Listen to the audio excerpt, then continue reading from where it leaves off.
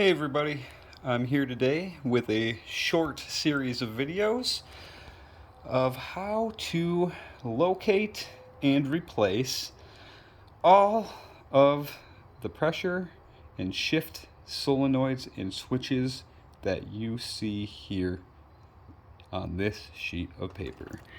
This is going to be for Honda Odyssey 2002 to 4, Pilot 2003 to 4, Acura CL 2001 to 3, MDX 2001 and 2002, and Acura TL 2000 to 2003.